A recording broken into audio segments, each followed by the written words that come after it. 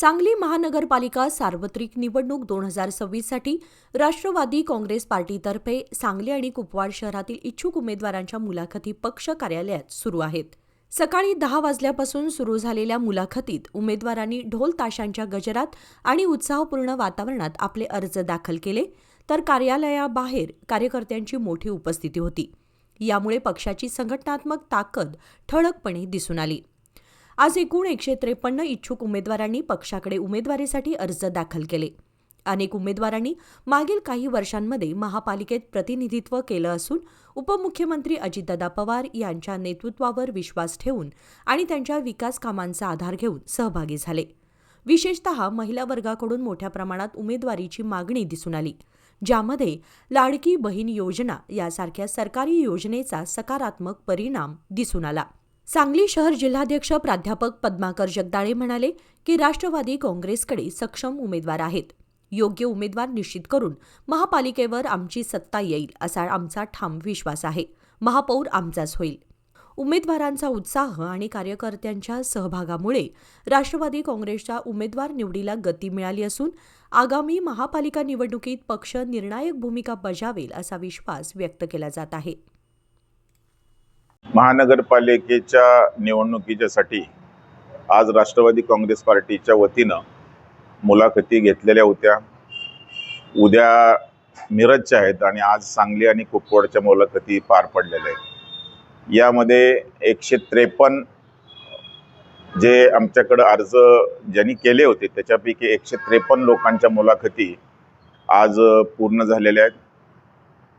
ज्यांनी उमेदवारी अर्ज आमच्याकडे भरलेले होते त्यांचा फार उत्साह होता आणि मोठ्या संख्येने आपले सगळे कार्यकर्ते घेऊन इथं भेटून त्यांच्या प्रभागामध्ये काय पद्धतीनं त्यांचं काम चाललेलं आहे आणि कशा पद्धतीने निवडणूक लढवणार आहेत याची सगळ्यांच्या बरोबर चर्चा केली. अमाप उत्साह आहे. अजितदादांच्या नेतृत्वावर विश्वास ठेवून आज सांगली मिरज कुपवाड महापालिकेतले अनेक कार्यकर्ते आमच्याशी जोडले जात आहेत, बोलत आहेत आणि यामध्ये फक्त राष्ट्रवादी काँग्रेस पार्टीचेच कार्यकर्ते नाही तर अन्य पक्षाचे कार्यकर्ते सुद्धा येऊन भेटत आहेत. कदाचित आम्हाला उद्या परवा आणखी 2 दिवस कार्यकर्त्यांना भेटावं लागेल अशी परिस्थिती आहे. दिवस पूर्ण पुरत नाही त्याच्यामध्ये आणि मला खात्री आहे की अन्य पक्षाचे सुद्धा पदाधिकारी येत्या 2 दिवसामध्ये आमच्याकडे येतील आणि मला असं वाटायला लागले की आता बहुतेक सर्वच प्रभागामध्ये आम्ही उमेदवार उभा करू शकू. त्या दृष्टीने आमचा प्रयत्न आहे. तितकी आमच्याकडे गर्दी झालेली आहे आणि त्यांना खात्री आहे सगळ्यांना की अजितदादांच्या सारखा एक खमक्या नेता की जो या महानगरपालिकेचा चांगल्या पद्धतीने विकास करू शकेल यावर या लोकांचा विश्वास आहे आणि त्यामुळे आमच्याकडे हा ओढा वाढलेला आहे. नमस्कार, मी वसीम मुन्ना नायकोडी प्रभाग क्रमांक 15तून ओबीसी पुरुष गटातून निवडणूक लढवत आहे. ओपनमधून आनंदाजी परांजपे निवडणूक लढवत आहेत. ओपन महिलामधून आमची ताईसाहेब नीताताई थोरात निवडणूक लढवत आहेत. आज प्रभाग क्रमांक 15मधून आम्हाला जनतेने स्वतः उभा केलेलं होतं आणि आज तुम्ही प्रतिसाद बघितला असेल की आमच्याबरोबर कार्यकर्ते म्हणता येणार नाही. आमचे जे घरचे सगळे मंडळी आहेत, मग त्यात आमची बहीण असतील, आईसाहेब असतील, आमचे भाऊ असतील, आमचे काका असतील, आमचे मामा असतील, हे सगळेचे सगळे एक आम्ही घरचा उमेदवार आहे.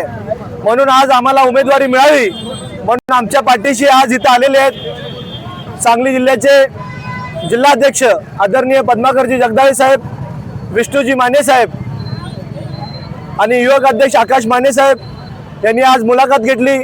अतिशय चांगली मुलाखत झाली. महाराष्ट्र राज्याचे लाडके उपमुख्यमंत्री आदरणीय अजितदादा पवार साहेबांनी जे सांगली जिल्ह्याला 50 कोटी रुपयाचा निधी दिलेला होता त्या निधीतून प्रभाग क्रमांक 15मध्ये थोरात साहेबांनी आणि मिळून जे विकास कामे केलेली आहेत, आम्हाला विश्वास आहे त्यावेळी जनता 100% आमच्या पाठीशी राहणार आणि आम्हाला निवडून देणार.